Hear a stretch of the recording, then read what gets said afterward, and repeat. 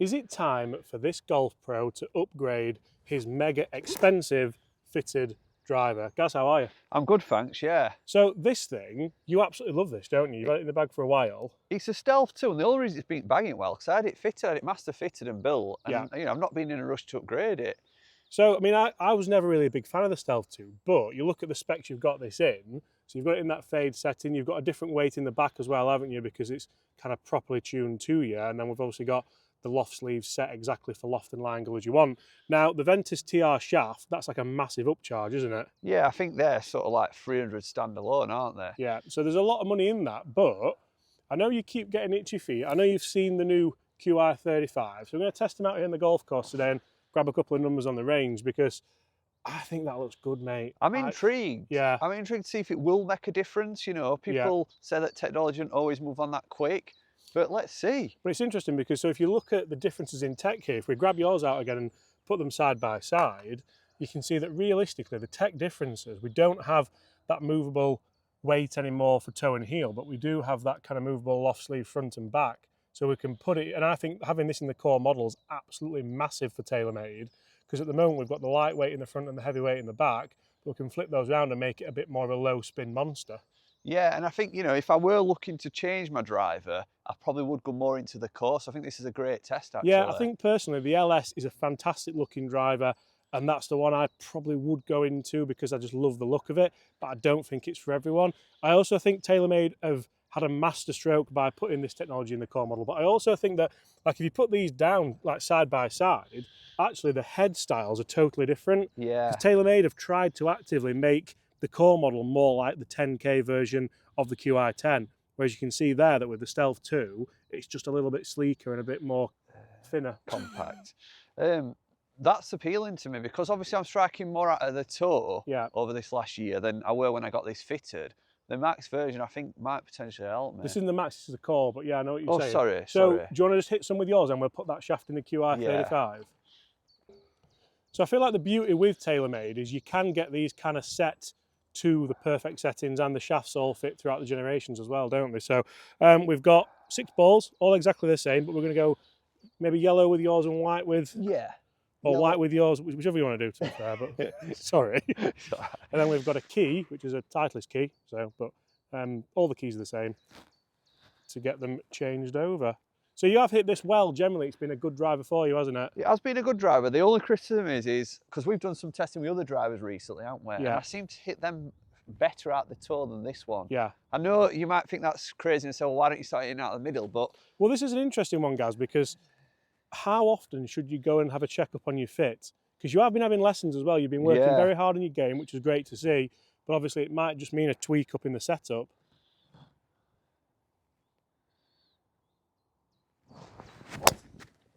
That's a lovely shot, just up the right-hand side. Probably going to be a missed fairway, though, that one. Yeah, I mean, that's the kind of ball flight I'm trying to get, is just that little fade. Yeah. And that's kind of shown in, if we look at the setup again on the bottom there, it is set in that fade, isn't it? Because, I mean, historically, you have struggled with that left shot, haven't you? Quick left, so... Quick left. Yeah. But I'm going through some swing changes. I'm having lessons, and like I said, I've been hitting a few toe, and it's not just like a couple of weeks, it's been going on a few months. Yeah.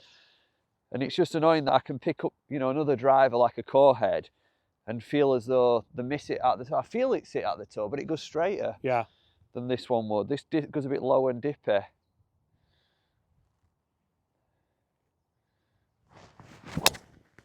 Nice, that's the one you want, isn't it?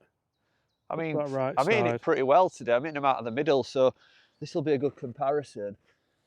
I feel like that's probably like your 6 or 7 out of 10. Yeah. So we've done some videos already today, actually, with the Callaway Triple Diamond Max, and I'll put a couple of those ball flights on screen because that's what Gaz is capable of.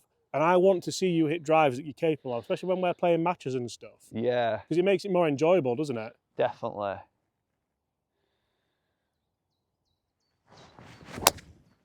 That's the one. That's a good 8 out of 10, would you say? Yeah, but you know, like them for free drives, I know they're not all pretty. Them first couple are a bit like lower and squeezier, but... So what's the difference in shafts here? Because this is a Ventus as well, but it's obviously not quite the high spec level of yours. So the blue, obviously, I think it's a bit more mid-launching. This one were high launching. But because I don't like the feel of extra stiff, I like the feel of stiff. We went for the Velocro stiff because it's like almost a bit firmer stiff. It's like you get the stability of an extra stiff in the shaft, but the feel of a stiff. So a little bit more expensive, but obviously if you love your golf. How do you feel about not being able to put this in a fade setting? Well, I don't know, because I feel like, well, we'll see, won't we? If it starts going left, that's going to be the that's the problem, isn't it? That's the problem, because then I have to go LS head, don't I? To have the fade, to have the fade. But then realistically, if you then struggle with the low spin dipper, you could put it in a fade setting all you want, but that smaller head's not going to help you, is it? No. You're going to go exactly the same loft. Well, mine were lofted, into that setting, so that opens the face a little bit as well. And do you want to start with it in the forgiving setting? We can always move that maybe on the next tee and have a bit of a smash with it. Yeah. Because I think putting that weight forward, it does make like 300-400 RPM difference, which is big, really, So what's the initial thoughts now? I think that shaft goes really well in that head, by the way. It looks good, that, doesn't it? I'd say the look of the club, it looks so much nicer. Yeah. And if you like your golf gear, it looks fresh. Are you bothered by the size of the head? No, not really. No, it don't bother me at all. I don't mind the footprint of it. It's, for me, I always judge myself on ball flight. I'm not particularly that bothered about it being a small compact head.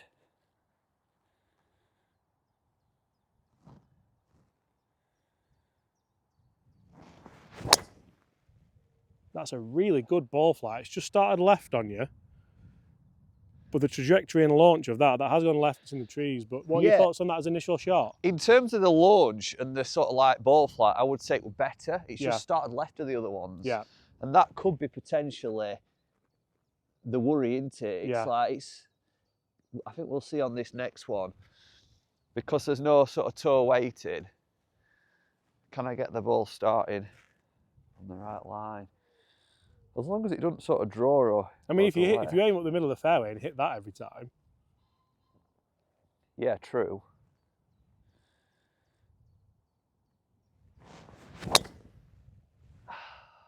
Carbon copy, innit? Look at the difference the head can make. Yeah. I know that sounds silly, doesn't it?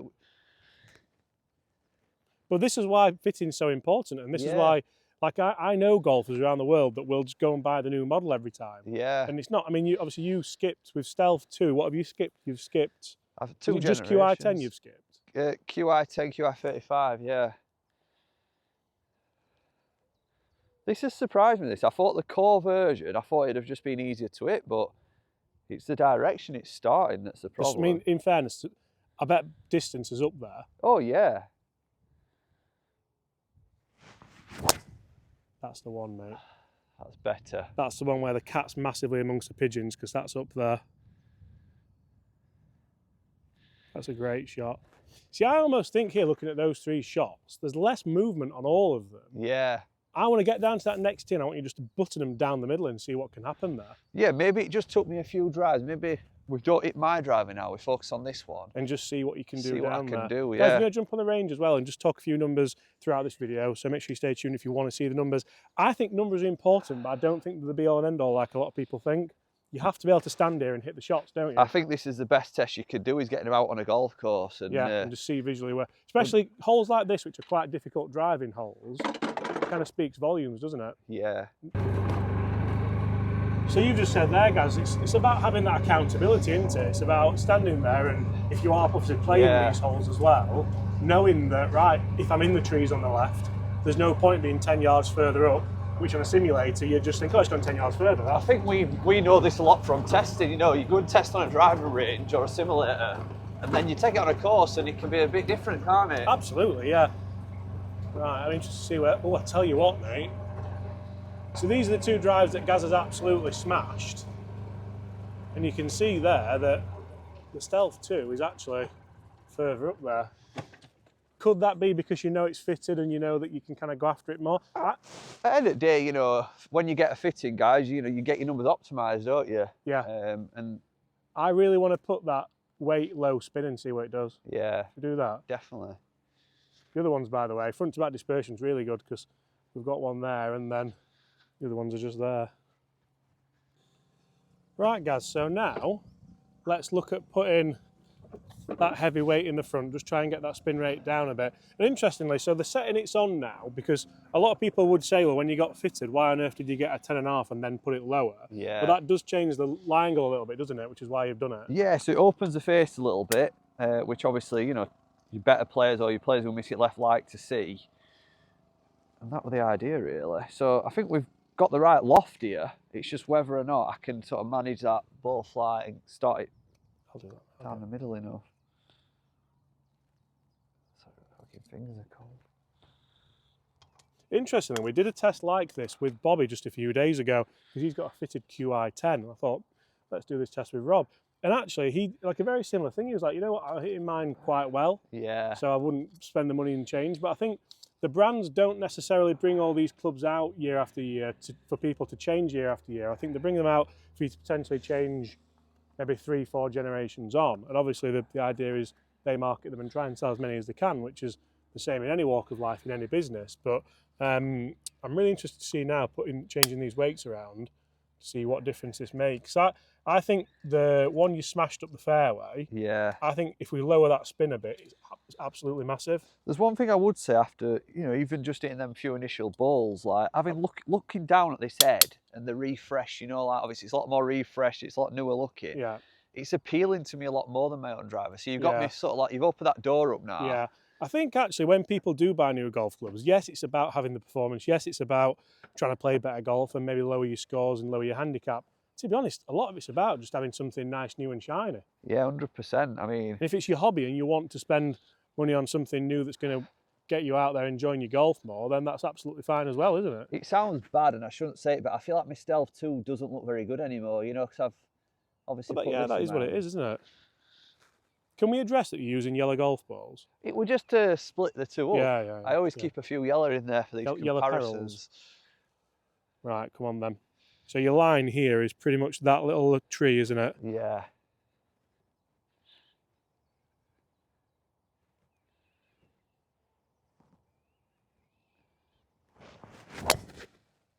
Nice. Better, isn't it? Yeah, that's the fade you wanted, isn't it? A little bit right where you want, but it's bang down the fairway.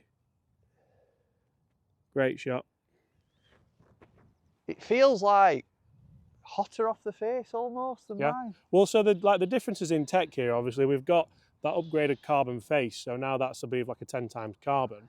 But realistically, it's just kind of it's gonna have that different audio aspect as well, isn't it? Yeah. Still got the through slot speed pocket, still got that carbon on bottom, and we've still got that inertia generator at the back, which we first saw in the sim driver, the shape in motion.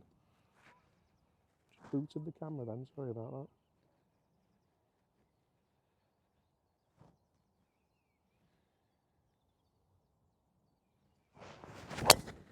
That's the one. That is an absolute beast. That's moving round the corner as well. I think I'm getting used to the feel of it, you know. Yeah.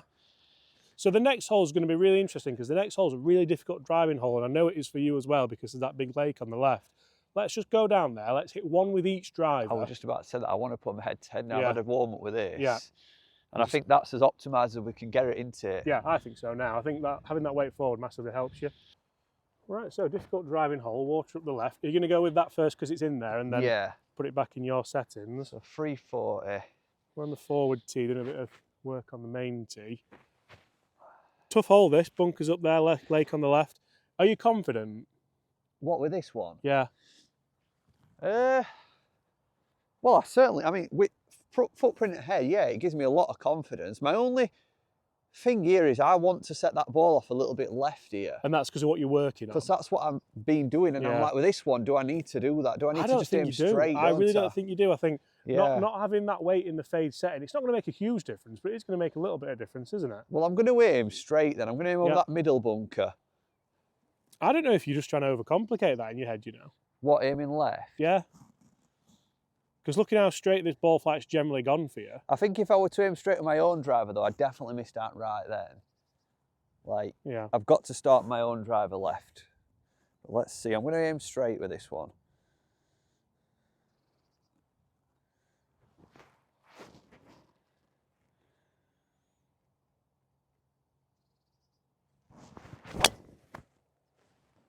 That's exactly where you're aiming. Yeah. Straight up that right-hand side, that's nice. I mean, there's one thing, apart from them first two on first hole, I think I've hit the shape that I've wanted to hit, haven't I? Yeah, well, it's gone bang straight. It's starting to sort of get that fade. Can I just hit one more with that? I don't think I've done it any justice. Yeah. I aimed out middle. I'll use the yellow one, and I'm going to aim down left, because I don't think it's going left anymore. No. No, I think you've kind of overcome that quite nicely. And this is another point for people where it is okay to have lessons, work on your game, and then eventually just think, right, I don't hit it that way anymore. I hit it this way, and I can be confident in where I'm aiming and what I'm trying to do.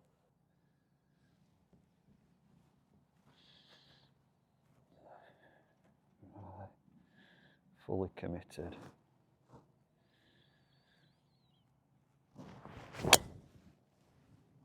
Nice. That's, well, it's just going a bit left, isn't it? Yeah.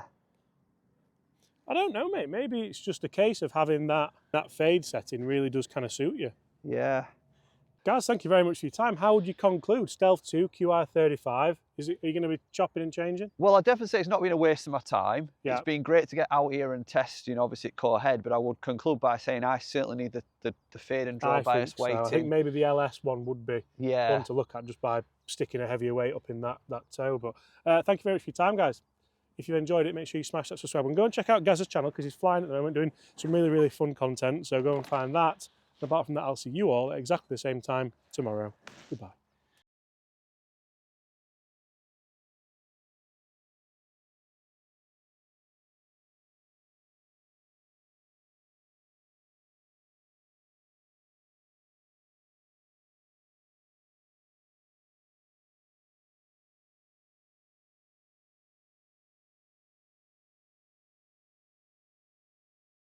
Do one more. Yeah. Oh, shit. Guys, thank